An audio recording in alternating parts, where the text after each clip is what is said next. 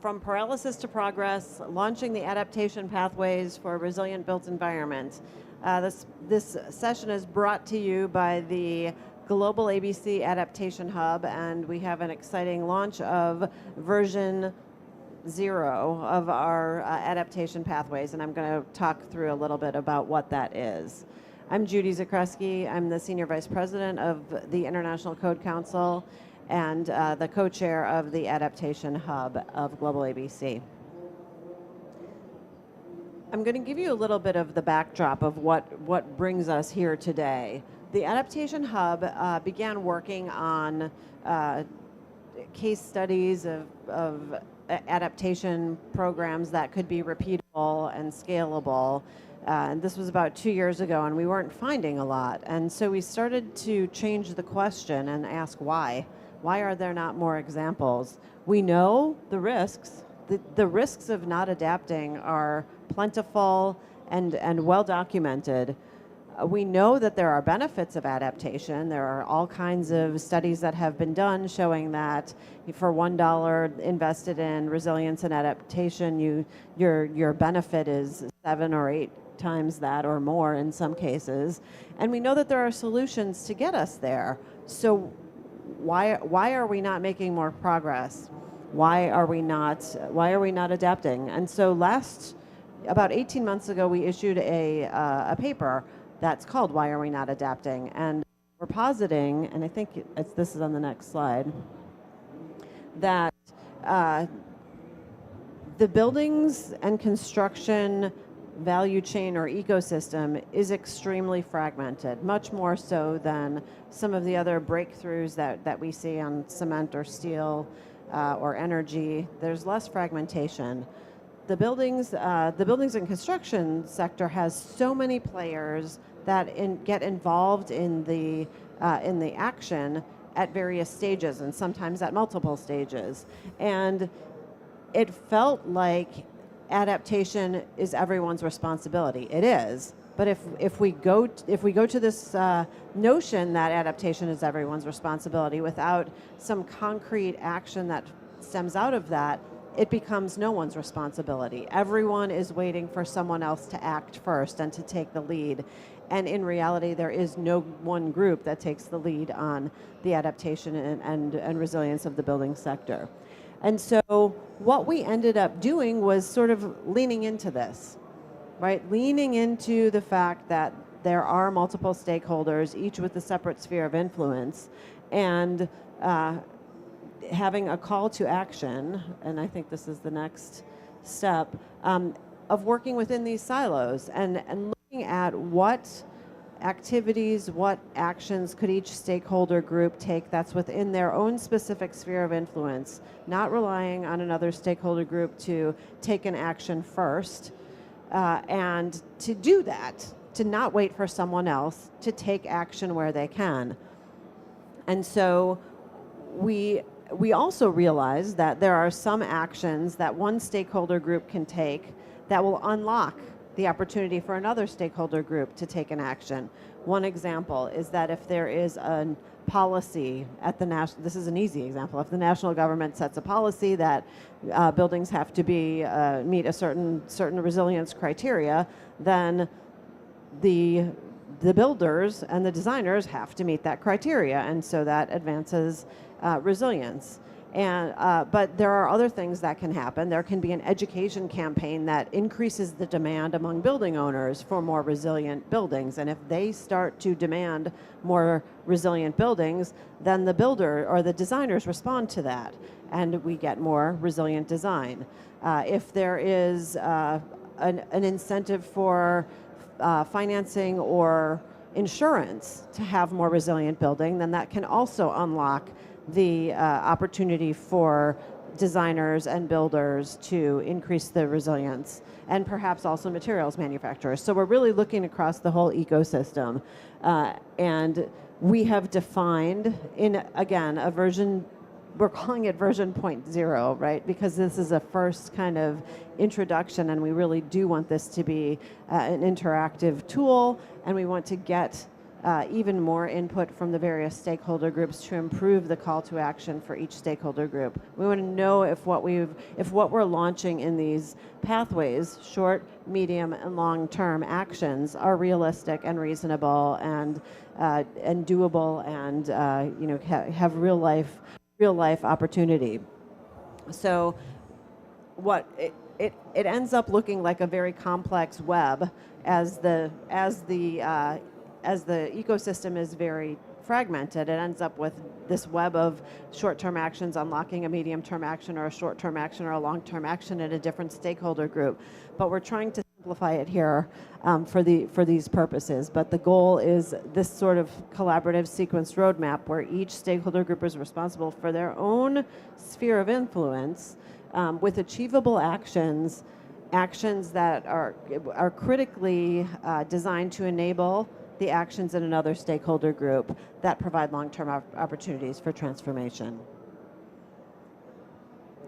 The other thing that we really thought was important to do, and that some of the feedback that we received was that we don't need more tools. We don't need yet another set of prescriptions. So we really mapped what we were thinking about to the Buildings Breakthrough, the Chaillot Declaration, the national adaptation pathways that exist, and make sure that we're pulling things that already exist from these plans and the declarations, things that countries are already committing to do and that groups are already committing to do, and just highlighting those. Focus on these because this action that you're already planning to do is especially critical because it will unlock actions for another stakeholder group. So we don't want to provide yet another group of tools, group of instructions. We're just prioritizing what exists out there already. Next, yeah. And so the output is the pathways, and we have pathways for 10 different stakeholder groups, which are listed here because I always forget at least 2 or 3 of them when I'm trying to do this from memory. But each of these stakeholder groups has a pathway that includes short, medium, and long-term actions that they are encouraged to take that will then tie to how those pathways will unlock, or how those actions will unlock the opportunity for a different stakeholder group to take action, or perhaps their own stakeholder group to take more action. There's a QR code here that you can use to download or access the pathway document on the Global ABC website. The eventual plan is to have an interactive pathways on the Global ABC website, but we will be getting to that next year. We do welcome feedback. There is a link to provide feedback on the Global ABC Adaptation Hub page. And so, yes, I said each pathway includes the short, medium, and long-term actions. Each pathway includes case studies, it includes methodologies, it includes proposed KPIs, and again, we're looking for input, feedback on all of these things that are proposed, all of which can support the implementation of the pathways. So yes, we're looking for further refinement, and welcome your feedback based on your own experience. Next slide, please. And with that, I'm going to give you a little bit of an overview of what we're going to be talking about today. We have a hybrid presentation. We're going to start, we will start with Mayor Safani because he needs to leave soon. So we will let him provide the keynote reflections. Unfortunately, we do not have Hubert Zahn here to give a keynote reflection, but hopefully he will be joining us, and he, as well as everyone here, will be welcomed to provide feedback or other comments sort of in the audience Q&A section. So we'll start with the keynote, and then we'll move to Paulina in the introduction, and then we'll bring the high-level hybrid panel together. So I would like to request that Mayor Mohammed Safani from Chefchaouen city in Morocco to lead us with some comments. Thank you very much, Judy. Dear friends, dear colleagues, it's a great honor to join you today for the official launch of the Adaptation Pathways framework for the building and construction sector. I come from Chefchaouen, is the blue city of Morocco, and my city is committed to green, committed to sustainability, and not as a surprise, but because Morocco is committed to sustainability, the leader in this way with the high leadership of His Majesty, the King of Morocco, Mohammed VI. We had in Morocco organized the COP22 in 2016 in Marrakesh, and was a successful COP. This tool comes at exactly the right moment. It responds to a critical need, having a clear, accessible, and evolving roadmap to strengthen the resilience of our territories in the face of accelerating climate impacts. For example, in my city, Chefchaouen, a city long committed to sustainability and climate planning, we see every day how essential it has become to transform the building and infrastructure sector. Heat waves, energy pressure, erosion risk, the fragility of our historic neighborhood, and our mountains terrain all require new ways of designing and managing our built environment. But the most pressing challenge today is water. Morocco is facing a severe water stress with 7 consecutive years of drought. Chefchaouen went through a critical period during which its drinking water supply was at risk. We avoided major crisis thanks to a strategic project with the support of DGCT, is the General Direction of Territorial Collectivities in Morocco, is the organ who supports cities technically and financially, with national government, local government, regional government, and international institutions for a major project for securing drinking water in the city. And now it's good. We have 2 years of guarantee of water. It's very important. But in Morocco, we still managing with the high instruction of His Majesty this problematic of water.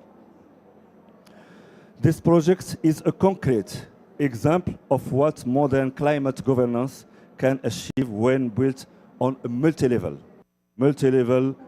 action, a multi-level approach. The involvement of national government, the contribution of the regional council, and greeting to the presidents of regions that they are with us, president of region of Casablanca and president of region of Daraa. In Morocco, we have 12 regions. And the support of international organizations, international funds. In addition, a major wastewater and sanitation project financed by DGCT is reinforcing our heat risk and environment resilience. This achievement shows that city can act with ambition, but also that cities cannot act alone. Adapting the built environment requires strong partnerships with the state, adapted regulations, accessible financing, and alignment between local, regional, and national climate policies. It is in this context that city networks play a crucial role. Platforms and networks as the Global Covenant of Mayors, GCOM, C40, ICLE, and UCLG, for example, and UCLG strengthen local capacities, accelerate the exchange of expertise, provide technical support, and create a unified political voice in international negotiations. Through these networks, cities like Chefchaouen learn from each other, pilot innovative approaches, like this approach of adaptation of sustainable building, and connect to a global community advancing climate adaptation. The Adaptation Pathways framework fits perfectly into this dynamic. It provides a common language for national government, local authorities, financial institutions, and the private sector. It is aligned with the Child Declaration, the Buildings Breakthrough, National Adaptation Plans, and City-Level Climate Action Plan. Most importantly, it grades implementation, prioritize key actions, improve coordination, and facilitate access to finance. At this stage of global climate process, we carry a collective responsibility to move decisively from planning to real implementation on the ground for the benefit of our citizens. This is why I would like to conclude with a clear message. This COP must be the COP of implementation. The COP of adaptation. We know that less than 20% of finance goes to adaptation, and 80% for finance goes to mitigation. And it is not normal, especially for cities and especially for the global south. The COP of multi-level dialogue, bringing together national governments, local authorities, partners, and communities. And above all, the COP of just climate transition, ensuring protection for the most vulnerable and leaving no one behind. Thank you very much.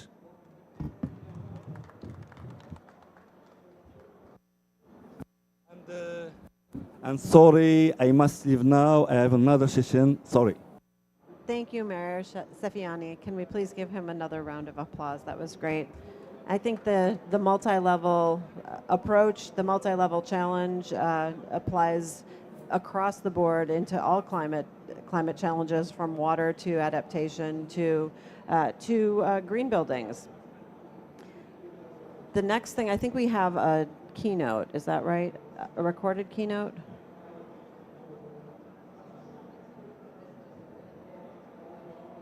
Can you go back a couple of slides?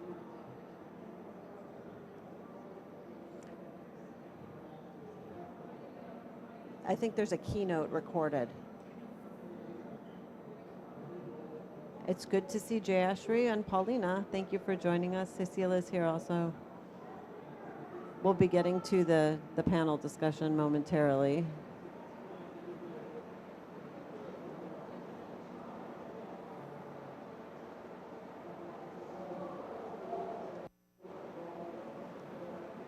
Okay. Great. We have a keynote here from Paulina Torres from Everyone, JLL. happy to be here with you all virtually.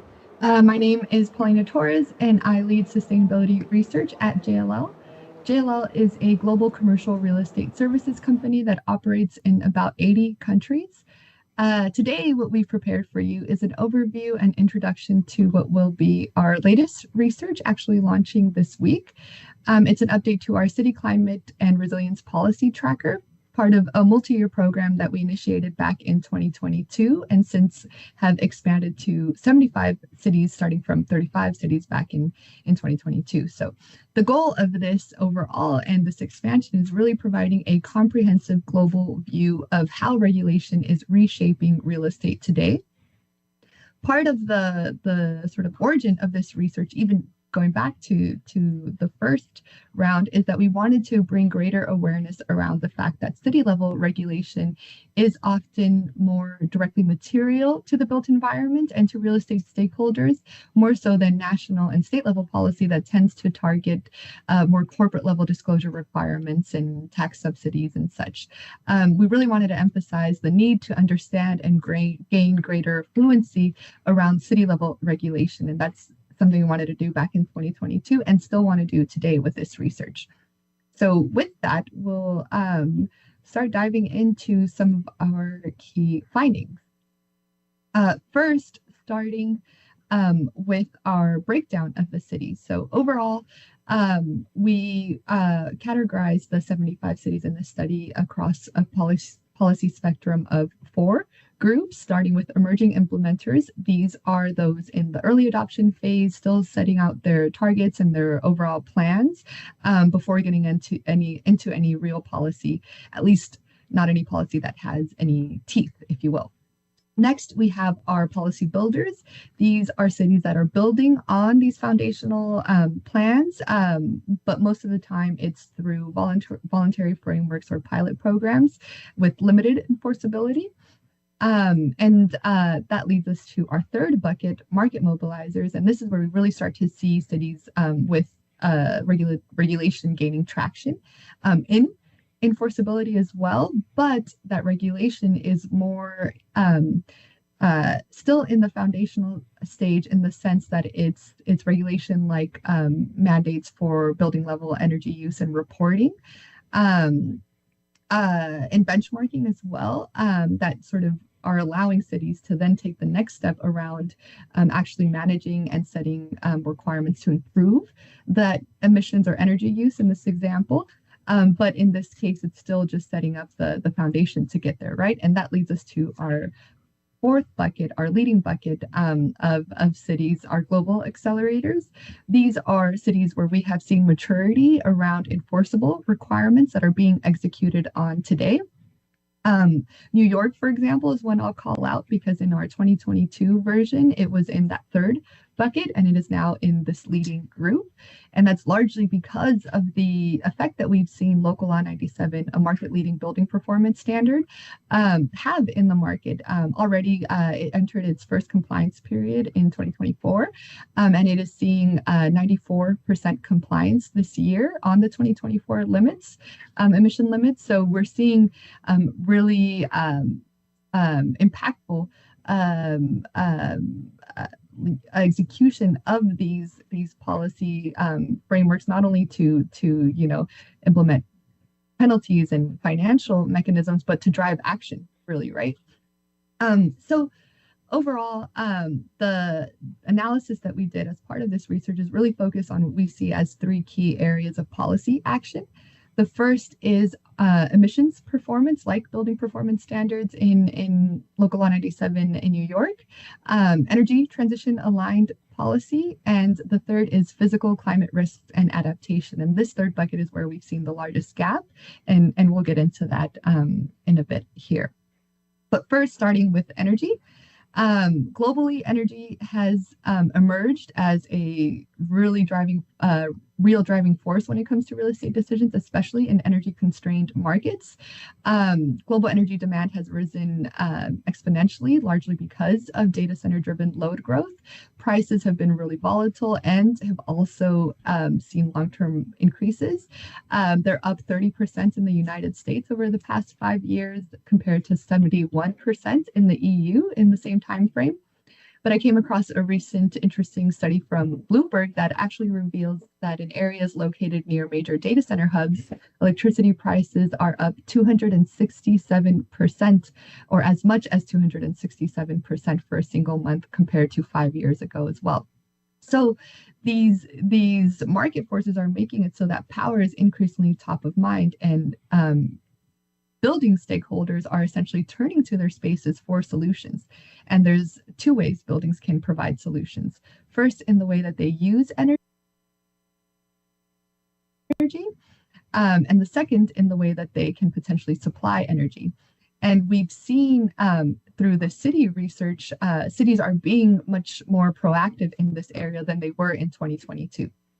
So when it comes to how they use energy, this really comes down to two things: efficiency and also how they actually use energy. What source of energy do they have? Are they fully electric? Do they have on-site fossil fuels? And we've seen cities be really active, particularly in these spaces. So in our study, we find that across the 75 cities, 41% of them already reference some form of enforceable building performance standards. And we are, at least me personally, are big fans of these building performance standards like Local Law 97 and others that are emerging.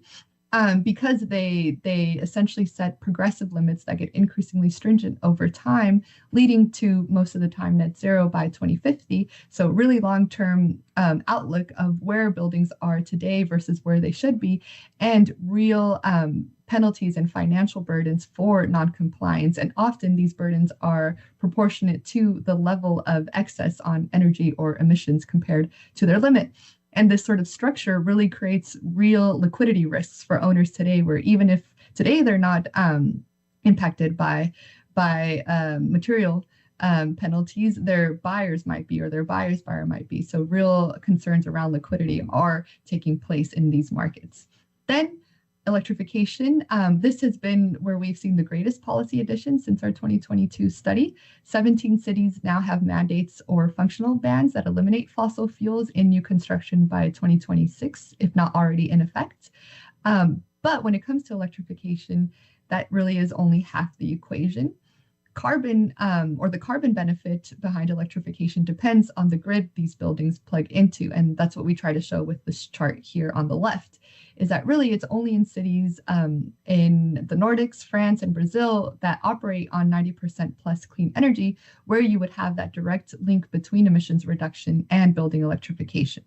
We really do need to accelerate grid decarbonization at scale, but where we are in the energy transition, we're also at the point of really understanding the potential of buildings to be part of this solution in the way that they supply energy. So the energy transition itself is really creating this convergence between buildings and power, and it's making it so that through distributed energy solutions like on-site energy storage, EV, building owners have the opportunity to really leverage this transition to provide added solutions to their customers. And we're seeing cities look to catalyze this transition and this convergence. 7 cities currently require on-site solar installations on major projects, but more than double have some form of incentive structure to attract this sort of action. And we see this as a key area of growth on the policy side in years to come. So how buildings are evolving from being seen as solely energy consumers to assets that help cities price or address price volatility, capacity constraints, and security of supply is a really important area to monitor. Then we have resilience. So this is an area where there's also this interdependence, but it's more in the sense of policy and infrastructure and buildings. When we think about how buildings or resilient buildings require resilient cities, and you can implement some sort of flood proofing measure to a building, but if the streets remain flooded, access to the building is still restricted, right? So you can only be so effective at the building level. In our study, we find that 70% of cities reference some form of adaptation plan, but only 1/3 have implemented tangible measures that actually result in action. So overall, we find really that adaptation policy is still far from where it needs to be to reflect the reality of climate risks today and in the near future. But at the same time, with our client base, we're seeing that the market is starting to fill this gap. Physical risk pricing through insurance and lending constraints is emerging as a critical enforcement vector. And just to double click a bit on that, on the occupier side, we're starting to see real concerns around employee safety and operational continuity. And this is making it so that in high-risk markets, resilience is becoming a key differentiator when it comes to location decisions. Our Future Work survey reveals that 45% of occupiers are only selecting buildings that are resilient already or show resilient measures when it comes to climate events. So this idea that occupiers are in high-risk zones are taking adaptation measures into their sort of decision criteria, just as they would amenities, proximity to transport, et cetera, is something that we're seeing as a growing trend. It is, I think, still though a more longer-term trend, but the fact that we're already seeing it today is pretty significant, right? Then for investors, we are seeing how climate risks are now influencing underwriting, insurance, as mentioned, and capital allocation. Insurance represents the fastest growing line item, up 88% for building owners in the United States. We found that 44% of respondents to our UK investor survey are actively implementing climate risk mitigation and adaptation strategies within their portfolios. Across the investor types, we do see that overall, they're increasingly underwriting physical climate risks, but we do see institutional investors being more risk averse, while private equity is more flexible when it comes to physical risk. So to close this out, overall, adaptation policies are very far from where they need to be, but it is interesting to see that the market is starting to fill the gap here. We don't think it's going to be enough. We think policy needs to step up, but it is important and significant to acknowledge that as premiums rise and capital tightens in high risk zones, we're seeing owners and occupiers having to act even if regulation isn't forcing their hand. It's across our client base and our especially in again these high risk areas. We're not seeing it necessarily influence stay-go decisions, but we are seeing investors starting to shape expected returns and exit strategies around the climate risk profile of assets. But overall, again, we are seeing that cities that are more proactive about embedding resilience into regulation and adaptation strategies, cities like Amsterdam, for example, these are better positioned to protect their infrastructure, but also to protect their investment viability long term. And we are seeing this, come to fruition, especially across our European sector. So with that, I'll stop here. I hope you found it interesting. Again, this research is launching this week, so there'll be more to dive into if it piqued your interest, but I am available for any questions, so feel free to reach out. Thank you for your time. Thank you. And I think we have, we want to go to our live panel or our hybrid panel here. And as we're getting that up on the screen, I'm going to invite Stéphane Poufferet. We don't have Hubert here, so he's not here. We went through that, and now we're going to have a high-level panel discussion. So I'd like to invite Stéphane, sure, there or there, to join me, and we can get the other speakers up on the live stream. And we'll see Paulina in person after that good keynote. Thank you, Paulina. And maybe as we're getting them up, I can start with Stéphane. Stéphane is the CEO of Énergie 2050. Would you like to start by introducing yourself, perhaps? Okay, it is working. So, in few words, thank you, Judith. So, we are in the same working group, Adaptation, so we know very well each other. So, just to say in few words, Énergie 2050, it's a 25 years network, international one, and since 15 years, an independent NGO. We work on the systemic approach of development, which means quite a transversal topics, among other climate, cost mitigation, adaptation, finance, and after we work with governments, local governments, and also multi-stakeholder coalition to implement. So it means we go through design, through also the territorialization, and through projects, and we try not to bridge, but at least to feed the different trends. And going back to the adaptation topic, this is, let's say, for us, the obvious entry point of almost everything, and especially because we are working abroad in a number of countries, we are doing negotiation, and we strongly believe that for most of the countries, maybe not the ones in the north, but at least the global number of countries, we need to go with adaptation, with co-benefit on mitigation.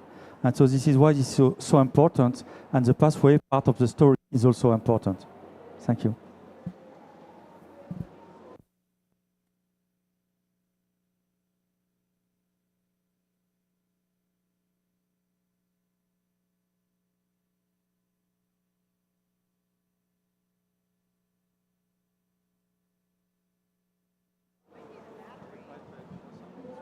That's good. Okay, take this one.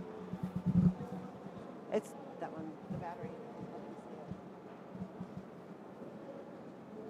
Here, why don't you sit here? Oh, all right. Thank you. Okay. So, Stéphane, can you, I'm going to ask you a follow-up question. So for all of our panelists, I'll first ask you to introduce yourself, and then I'll ask you the first question. But can you tell us a little bit more about the adaptation initiatives that you're involved with, especially the ones that are supporting governments and civil society? So we're looking at sort of three stakeholder groups maybe, right? National, yes. National government, subnational, and civil society organization. And then you're a civil society organization yourself. And so what does adaptation mean in practice? In practice, it means, okay, when we work with governments, For example, we have developed some national system of evaluation of adaptation.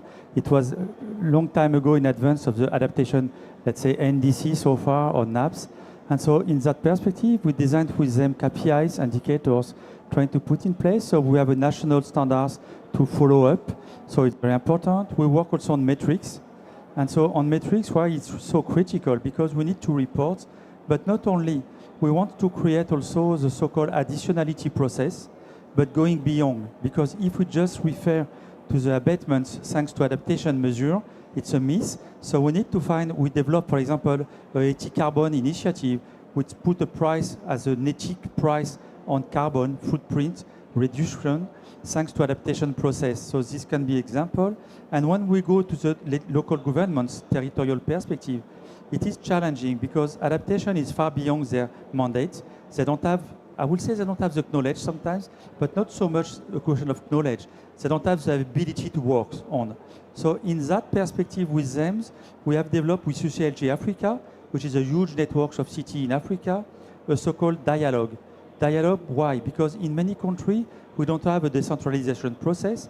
So in that perspective, we try to develop specific channels to work with governments when we can have a twinning perspective. It was the case in Morocco, but not only, in many countries.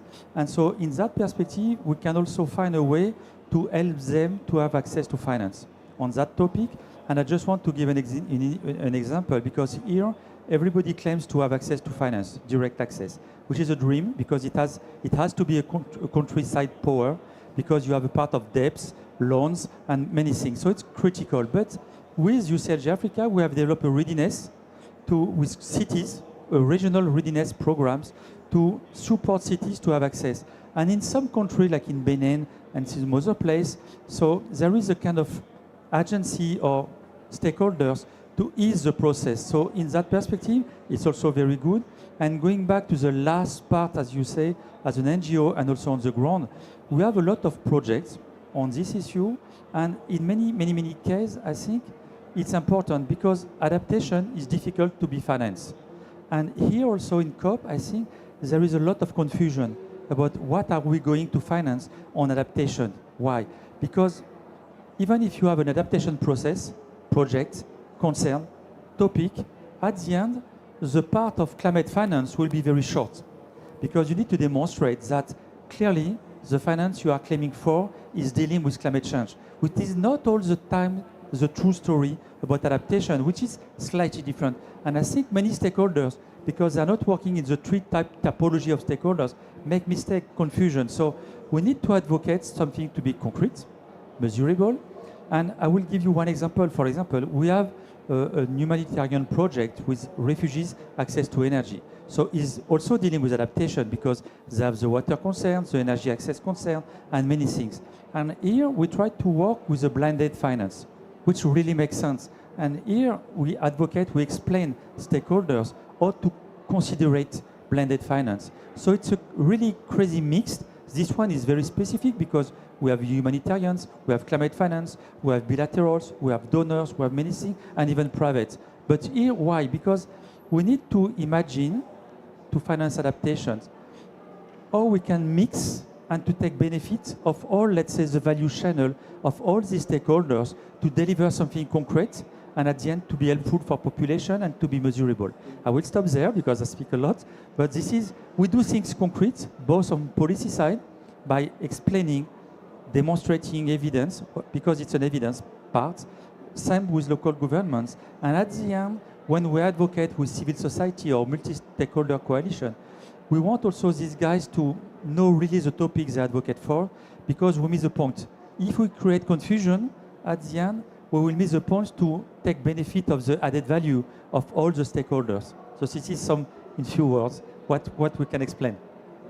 Thank you, Stefan. And I think that especially puts a fine point on the really critical role that civil society can play in enabling or encouraging the policy and regulatory sectors to make concrete changes for adaptation.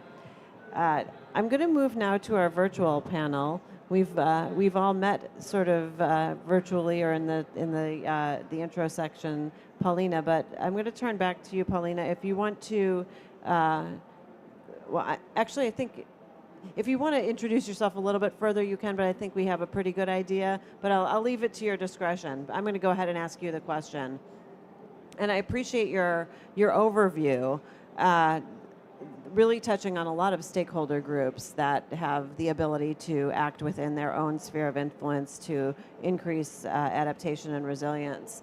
But I want to ask you, from your position in global real estate services, for the, and you did touch on this a little bit, but I want to dig in a little bit more on the building owner sector.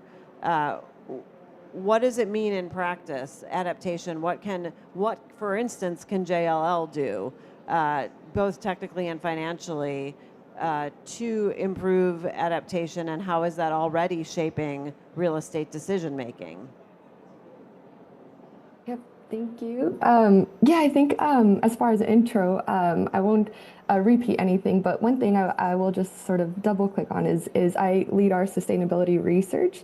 And at JLL, a lot of the times, because we are a commercial real estate company, that's more in the traditional sense. Sustainability is still seen as, there's a lot of people at JLL, our company is very big, that aren't necessarily too aware or on top of what we're doing in the sustainability space. So a lot of the research that I do is really trying to bridge to the wider stakeholder group in our industry, but also even within JLL.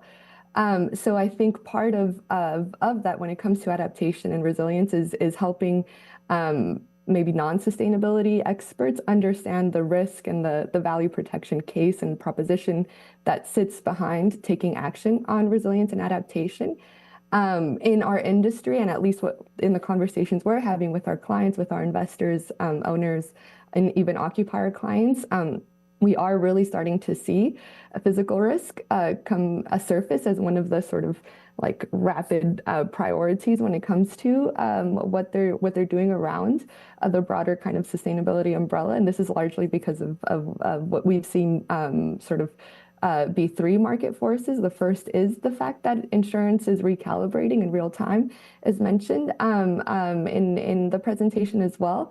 This is forcing especially owners to respond right. On the other hand, we have regulators and we have investors as well having to comply with more stringent climate-related disclosure requirements, like those union with CSRD in the United States at the state level. Even if at the federal level we're seeing rollbacks, we have California that has their own climate-related disclosure requirements, and other states that are following suit. So that sort of regulatory pressure is still there in terms of disclosure.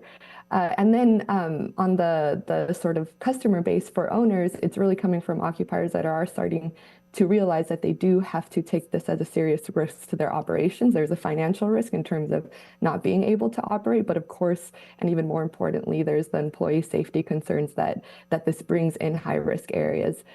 So I think for us and trying to really bridge to this sort of wider stakeholder group within the real estate industry, it's really helping them understand what it means in their language. So trying to bridge to them in a language that can help them really understand the risk and the value protection case in terms of financial viability, in terms of liquidity, in terms of capital planning, et cetera. So really wanting to not only focus on sort of the like practical elements of adaptation in the sense of coastal resilience measures, heat resistance materials, battery storage, et cetera, but really what it means when you're talking about incorporating risk into underwriting, aligning CapEx plans to that, and recognizing that your key stakeholders in the real estate ecosystem in terms of buyers, lenders, et cetera, are starting to price in physical risks into the market. So really looking at sort of ways to better communicate the materiality of this, I think is what we're trying to do for sure.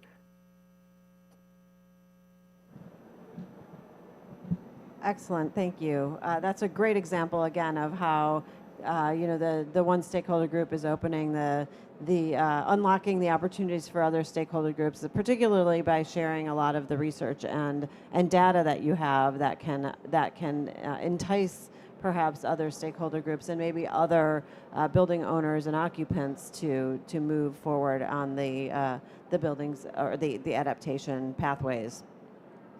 I want to now bring in Jayashri Srinivasan from the World Bank.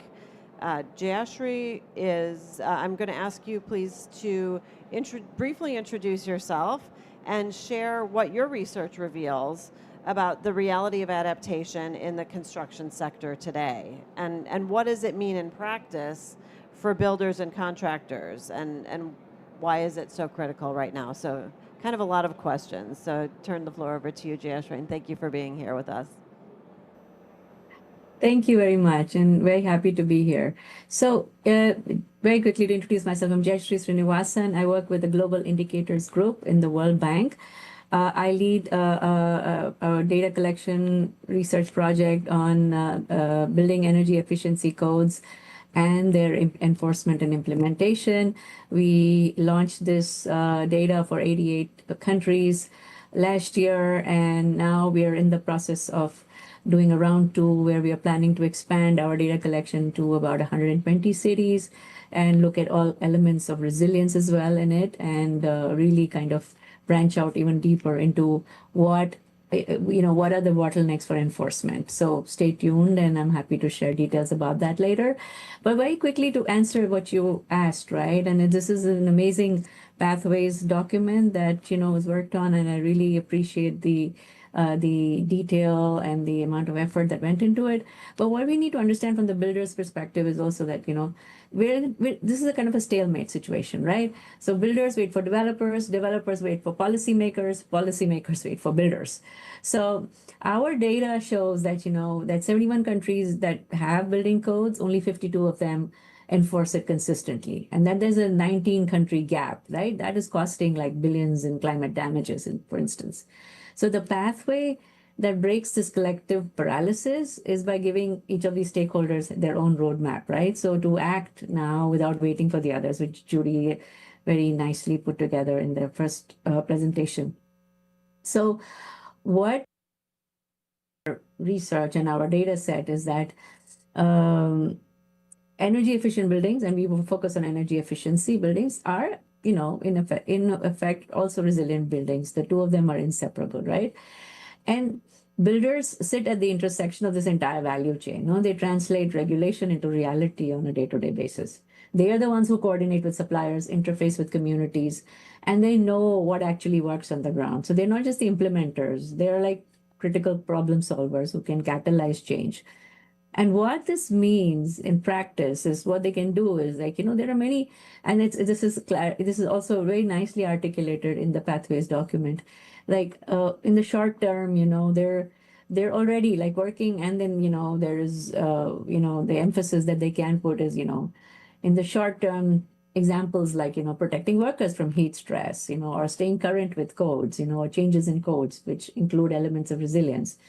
Coordinate with suppliers on resilient materials, for instance. And in the medium term, there's more, right? As the world as we know it is changing, and there is builders, they need to kind of plan for building with integrity using climate adapted materials, right? Flood-proof foundation, ventilated facades, for instance, and materials that can withstand local stressors, right?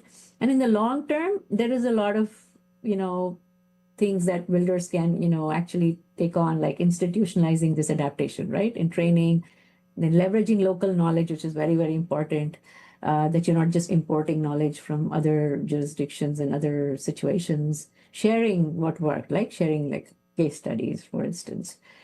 And so this is why I feel the pathways, it gives the builders their own, each of the stakeholders their own roadmap. So, but they're not just compliance requirements, and they kind of provide clear guidance, and what tools to communicate, what is the value. And it kind of the beauty of it is it turns abstract policy into something more concrete, for a community like builders and construction managers. So yeah, I mean, that was it in a nutshell. Thank you, Jayashri.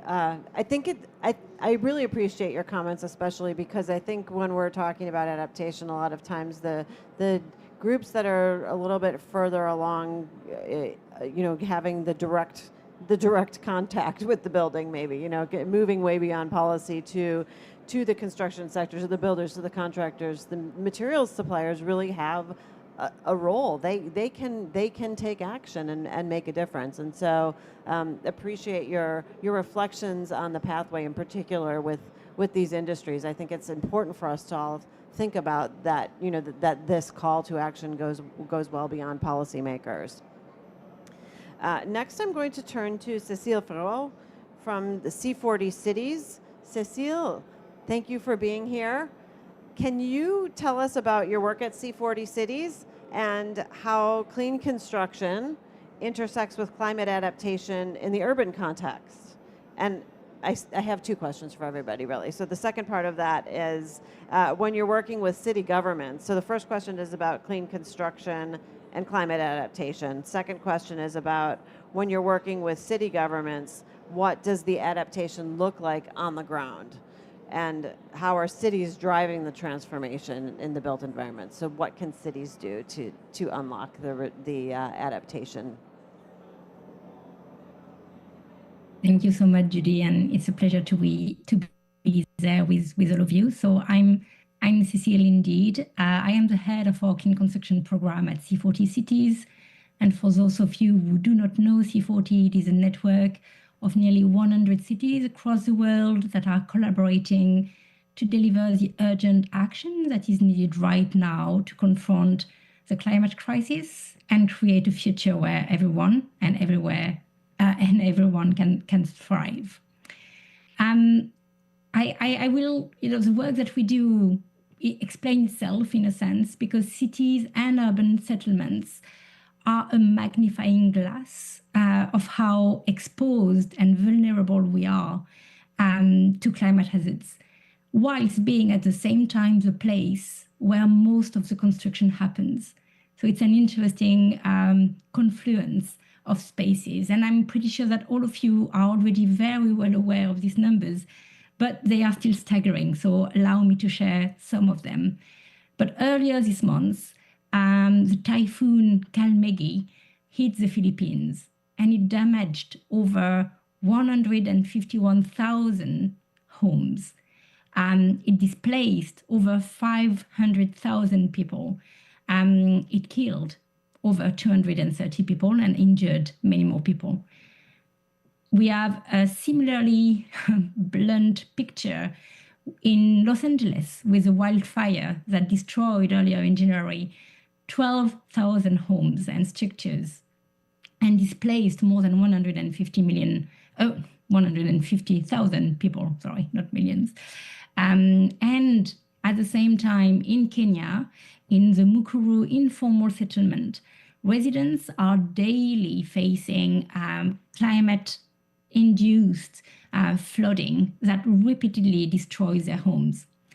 So we can really witness here the dramatic impact that climate hazards have. And we have other stories from Valencia in Spain and in India, where flooding have been massive either this year or last year.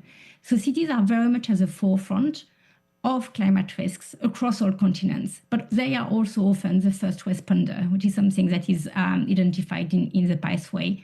Yet, as Stefan was putting it, they do lack a lot of financing to actually properly act. But the other side of the picture is that buildings, infrastructure, and public spaces are not just exposed and highly vulnerable to the impact of climate crisis. The way that we plan, design, procure, build, and maintain them also fuels the climate crisis, and it exacerbates climate risks. If we think of rapid urban development in both formal and informal places, they frequently neglect natural protective systems by weakening, choking, or removing them altogether. And typical urban surfaces, such as concrete and asphalt, are not only high carbon, they trap heat, and they are mostly not permeable, which means that they contribute to the urban heat island effect, they increase heat stress, and they worsen floods and drought in cities. So our mission at C40 and the work that I contribute doing is really to help cities understand and tackle all of the aspects of this equation, not in isolation, but in concertation. We need to meet them where they are, and we need therefore to build capacity to provide them with guidance and technical assistance to ensure that their climate action is inclusive, equitable, ambitious, science-based, and effective. Few examples. We support cities in developing and regularly revising their climate action plan, which needs to be compliant to a 1.5 degree scenario, meeting the Paris Agreement goals. And this means mainstreaming adaptation and resilience into city strategies and plans, but then translating them into policies. And these policies span urban planning, permitting and land use, procurement, budgeting, but also developing robust climate risk assessments and early warning systems that reach everyone, especially the most vulnerable population. So there is a range of action that city can do depending on the set of powers that they have and the very specific local problem that they are faced with.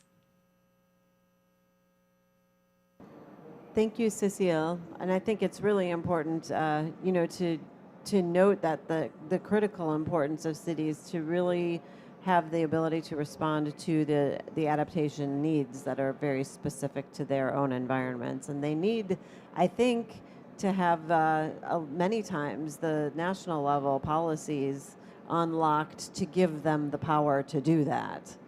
And that's something that we pick up in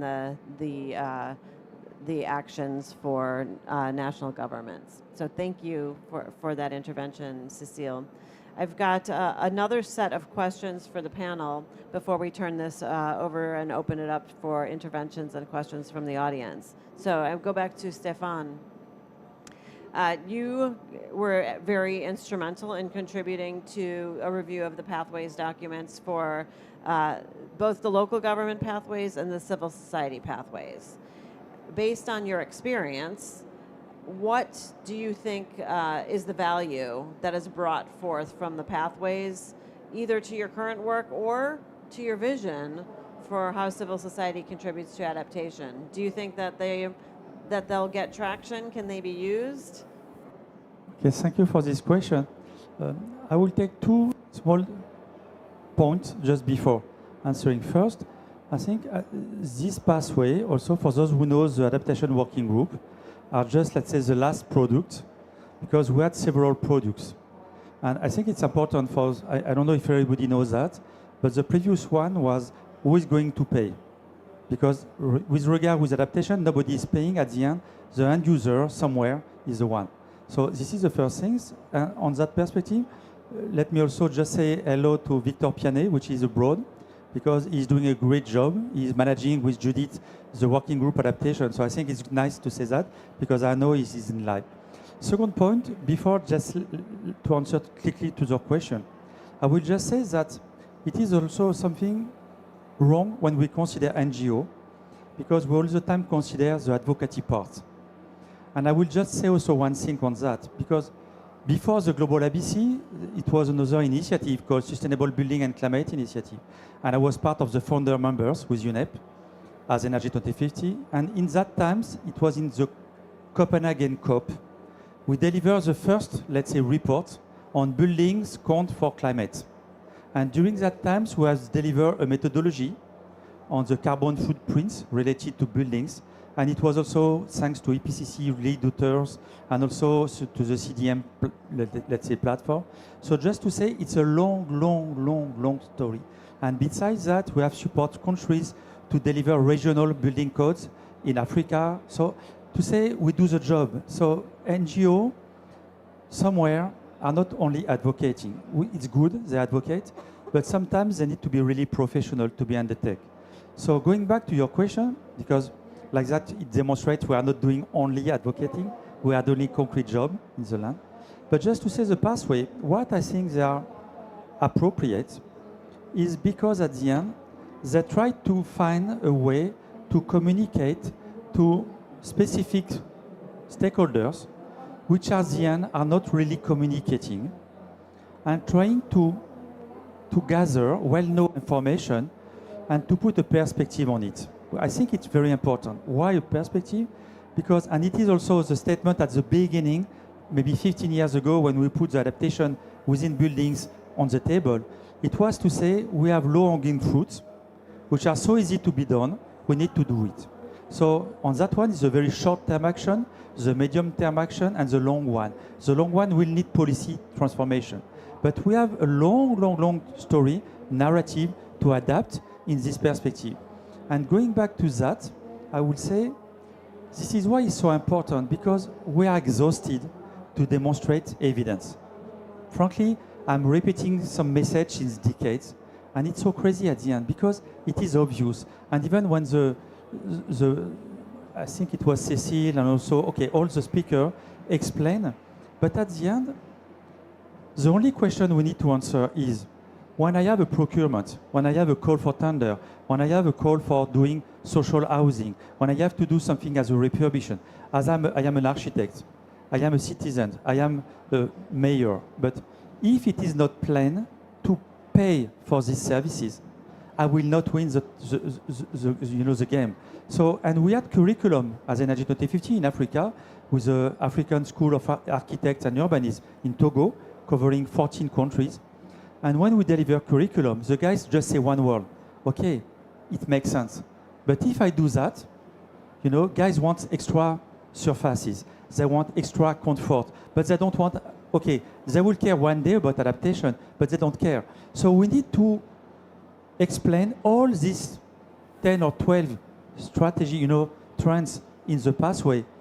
You have an opportunity to do something, and each of us is going to watch of you. And so as NGO, we need to be watchdog, we need to deliver metrics, you need to reinforce, we need to have dialogue, we need to be part of the narrative and part of the decision process, because at the end, and we need to educate also NGO. So I will stop here, but I think pathways are really critical. It's a good momentum to offer these trends to all the stakeholders to go beyond their comfort zone. I will stop there. That's a great point, moving beyond the comfort zone, and also building awareness that there are other aspects, there are other entities that play a critical role in buildings and construction, and kind of understanding the interface, which, you know, I think it's so easy for people to become siloed and only focus on, you know, what's in front of their face rather than thinking big picture. So hopefully you're right that the pathways will create that opportunity. Paulina, I'm going to go to you next. The adaptation pathways aim to offer clarity and coordination where the stakeholders often struggle, pointing in the sort of direction of the most effective and most meaningful actions on the short, medium, and long term for each stakeholder group. Having looked at the Pathways report, can you tell us one takeaway that you'd find especially relevant to your work at JLL in terms of, you know, what challenges might it help you tackle as a global advisor sitting at the intersection, as you've discussed already, between investors, asset owners, and cities? Yeah, I think if I had to pick just one, I would definitely say the approach of shaping or positioning adaptation not as a sort of single retrofit or as a action that you take now and you sort of fully achieve resiliency. After you take this action, it's positioned as a sort of progression.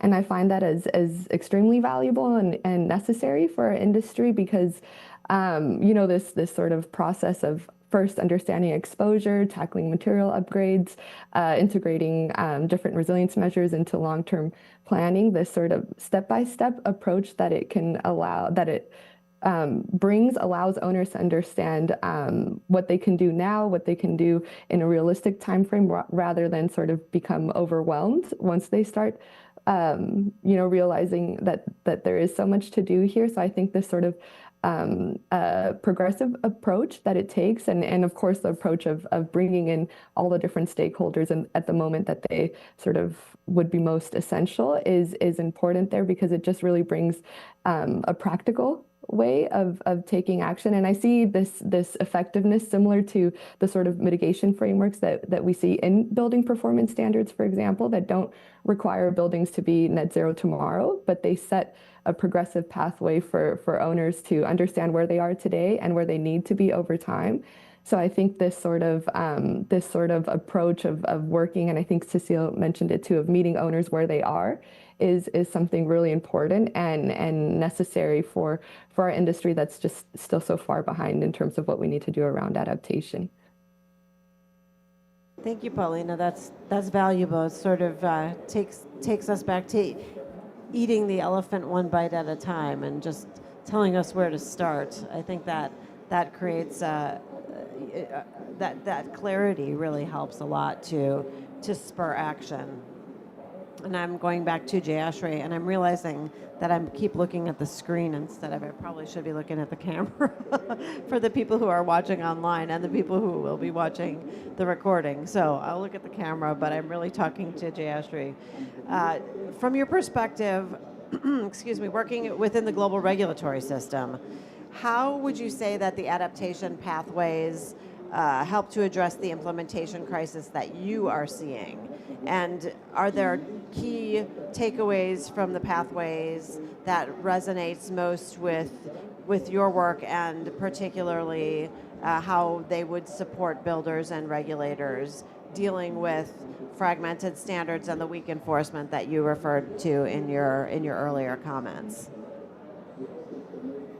Thank you. So, yeah, so I mean, I come back to the same numbers again. 71 countries have codes, 52 enforce them consistently, right? So there is a need for breaking down silos. You need like a multi-sectoral coordination which connects national policy to local implementation.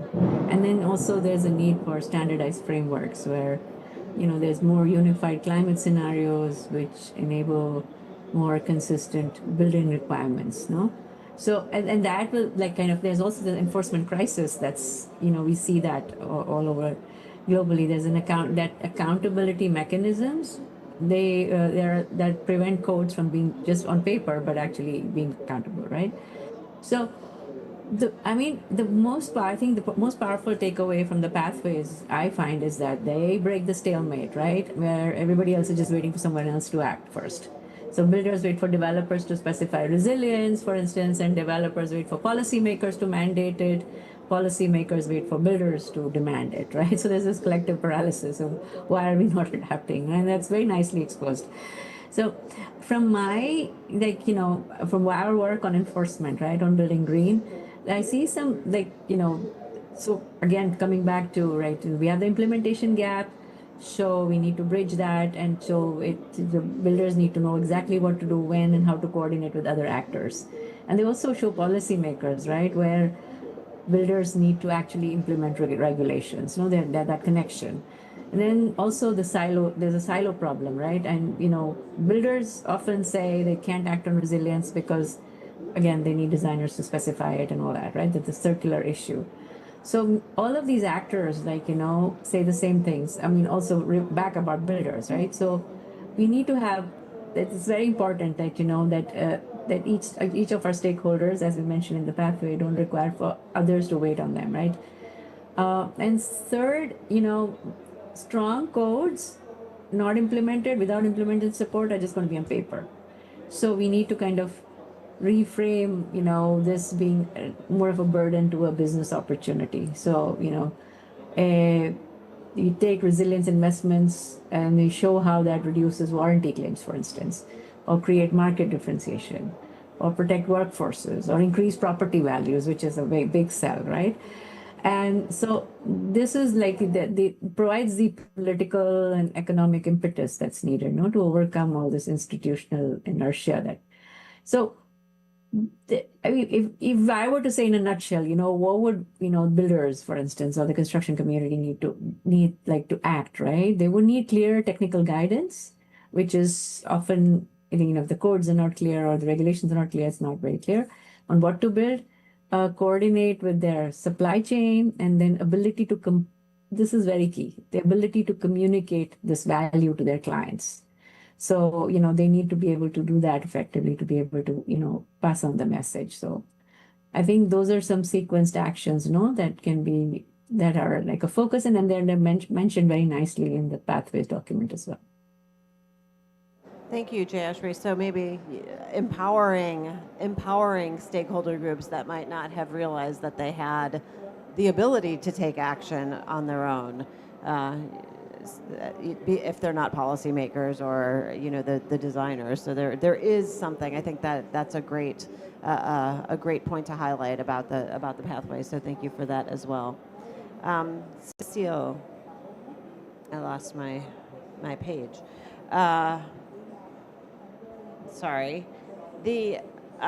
Again, the adaptation we're going to talk about the adaptation pathways for cities from the perspective of local governments. What value do you see in the pathways? What value do you think that your members would see from the pathways? And is there a lever or message in the document that resonates particularly with you in the subnational government's pathways?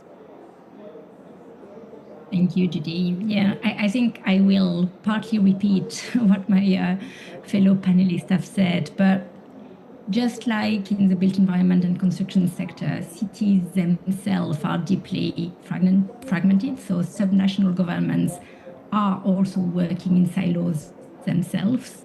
And this is because they are balancing pressing and competing priorities with very limited budget, with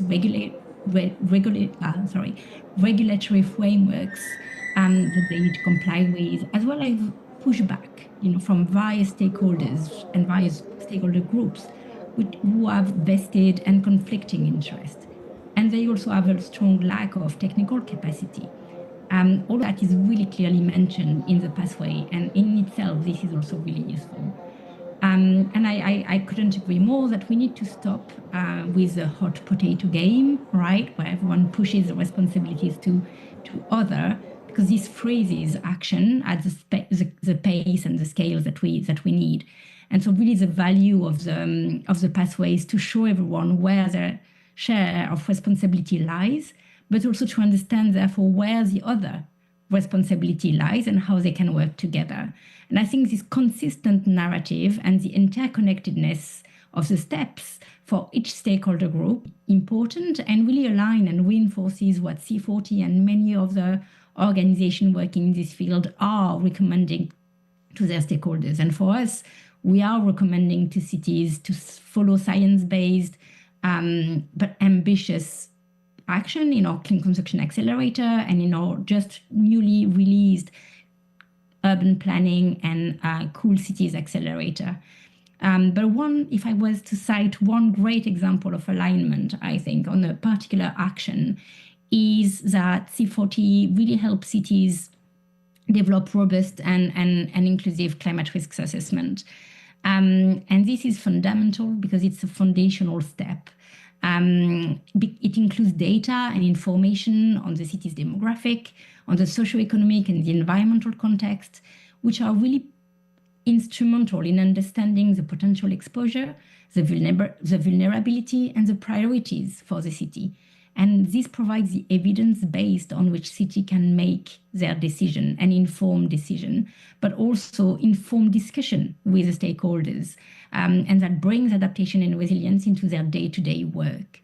So this collective ownership of resilience is also a critical part of adopting, a whole of life, a whole of government approach. There is a number of great examples of cities taking action into some of the key actions that are brought in the pathways, from Mumbai in terms of climate risk assessment and cross-departmental learning, from Paris and Copenhagen on revising urban plans and master plans, as well as Montreal and Oslo leading on climate budgeting. And mainstreaming resilience through climate budgeting in cities. But I think what I want to say here is that the actions of cities do provide proof case of what local action looks like, demonstrating that it's not only that what the pathway suggests is not only rhetorical, right? It's already happening in practice, and it needs to be scaled up and mainstream, and all actors benefit understanding what cities do, and cities benefit in understanding what the other needs to do as well.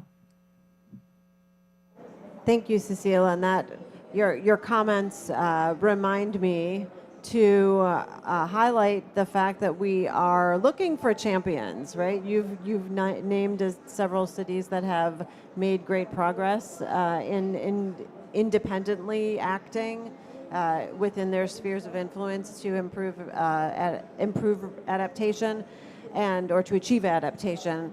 And those are the cases that we want to highlight. We have some case studies in the platforms, but or the pathways, but there's plenty of opportunity to build them out further. And so we want to identify them, highlight them, celebrate them, and include more and more, because I think those the examples can provide just as much inspiration as the pathways themselves. You know, that these are the key actions, but how has a particular stakeholder group succeeded, and not just cities. I think we've all talked about a little bit about how there have been good case studies across the stakeholder groups. I think we have about 10 minutes left, and I'd like to open this up to any interventions or questions from our audience here, and then maybe if the panel wants to have any further thoughts. But I think we do have one person. I'm just going to invite you to come up here if you don't mind, so that you'll be, or if you want to, I'll come to you. I'll leave it up to you. Huh? Yeah. All right. Come on up. I met Craig yesterday he's with the Climate Champions. So I'll let him introduce himself, and he has some insight into the finance and insurance sector. Thank you very much. I couldn't resist it when you said you needed champions. I am a climate champion, so here I am. I'm the insurance co-lead at the Climate Champions. I'm assuming everyone knows who they are. And I think it's fair to say the insurance industry hasn't necessarily played its part to date in facing these very important challenges. I think we all know insurance in many parts, but not all parts of the world, is if you want to basically build something, or if you want to sell something not at a distressed value, a piece of property. I think it provides a useful service today in terms of showing the risk-based pricing.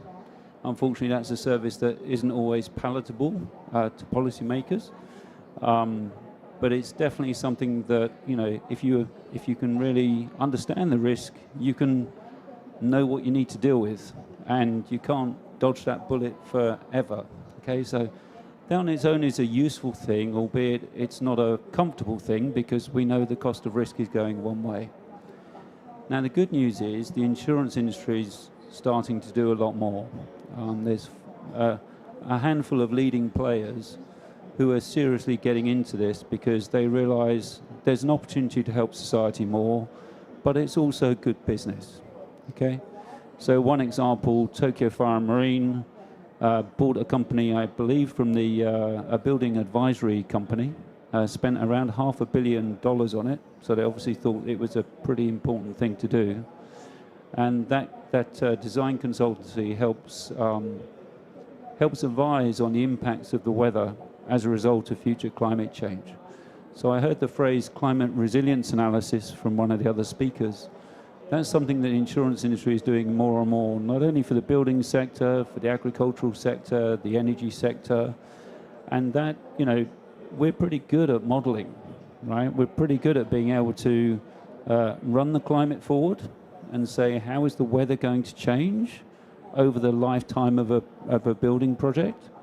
And then, given that different weather, given what the damageability factors that exist, we can understand the impact of that on building. So once you've got that mindset, we can work with people who really know about buildings and can know how to design them more resiliently to come up with a plan that's actually going to be resilient to the climate that your project is going to face, rather than looking backwards.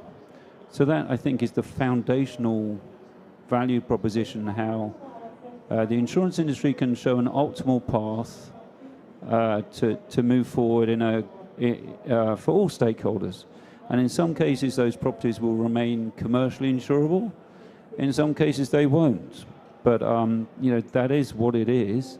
And the insurance industry can be a partner to policymakers, to cities, to help them deal with that residual uninsurable risk in the most effective way, in a way that policymakers are happy to have, whatever cross subsidies they choose to enforce.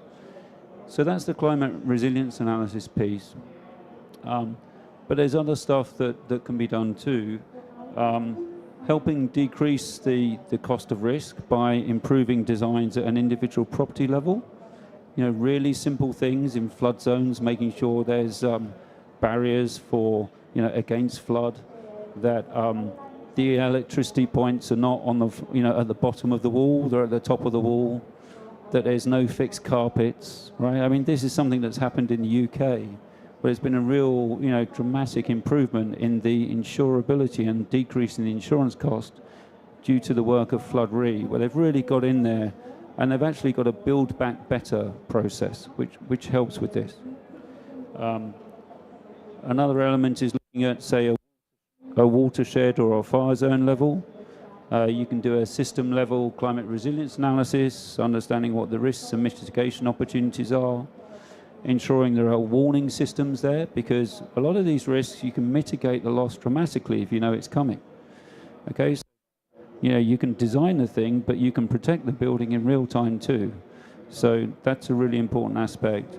And there's some other clever stuff happening too, where insurers are realizing they can make an adaptation investment, which is a good investment, say in a nature-based solution on a floodplain. And that can actually help extend the insurability lifetime of their portfolio, because they've dramatically helped mitigate the flood risk. So there's a win-win for society and the insurance system. And then finally, I think we get to the real leading actors in this space, which I think someone said it earlier, it's really the cities, right? Most of us live in cities. Cities, to my understanding, largely drive the property coding that applies, what standards they have to be built to. And they also drive the rapid responder units. I was really pleased to hear that the speaker, I think Cecile from C40, celebrating some city leadership there, some city, because to my mind, customers should be driving this transition. And I think, the cities, they're where the voters live. They're the ones that ultimately will carry the can if their cities are not resilient. They have the convening power to make things happen. And I think if we take our North Star, our guidance from those entities, we can actually get a lot of integration across the various stakeholder work streams that the pathways represent, in a way that tangibly makes those a more easy to understand blueprint to follow. So I think there's a lot insurance can help with. I commend the work that's been done to date. And if I can help, which I can, if you wish, I can help engage the insurance industry to join the party, and hopefully to help the team achieve even more. Thank you so much, Craig. I'm glad you were able to come. And Victor, I know you're watching. Thank you for all of your work, and I'll make sure that I have Craig's information for you so you can loop him into the discussions that we're having on the finance and insurance sector. Yeah, we have one more intervention. You want a question or an intervention? One question, actually, Joseph. Okay. Firstly, thank you very much for your fruitful discussion. Actually, I have one question about the adaptation pathway. How do adaptation pathway can address the fragmentation of responsibility across the national and the local governments, and what's actually the governance mechanism are recommended in this way. So that's the sort of national to local pathway. I think the national government pathway addresses this particularly, in giving some power to the cities. You're relinquishing power to let the cities make the decisions on adaptation, and also the policy enabling environment, and then enabling the cities to also offer incentives. And sometimes those incentives can be offered by the national government level, but there are certainly aspects of the short and medium term pathways that do address this ability for the governance to be shared and the actions to be taken. Cecile, do you want to step in on that at all? No, you said it well, Judy. I think it's there's not one single actor on policy, right? We need this vertical integration, which I know is a terrific term that most people don't like, but we definitely need this vertical integration when it comes to different governance levels, so that there is a proper coordination system so that each can take this, once again, own share of responsibility as laid out in the pathways. Thank you. All right, well, we have reached our time. I would like to thank all of our panelists, all of our guests and interventionists, interveners, and of course, we'd like to thank Victor, who is our superhero secretariat of the Global ABC Adaptation Hub, who has made all of this happen. And also thanks to Global ABC for hosting the Adaptation Hub and for hosting this session at the Buildings and Cooling Pavilion at COP30. I think we have one last slide on the slideshow, which is not, if it's too difficult to bring up, it's not the end of the world, but it's just the call to action, closing with a call to action and encouraging people to review the pathways, provide input, offer champions, or offer to be champions, offer best practice examples. We will be evolving the pathways. Yes, thank you. We will be evolving the pathways, and we will be making them more interactive online. That's sort of one of the goals and deliverables of the Adaptation Hub for 2026, working with Global ABC to do that. Thank you all for being here. Thank you for joining us online, and hello to everyone, and thank you who are watching us on the recording. Thanks to all of our panelists and speakers.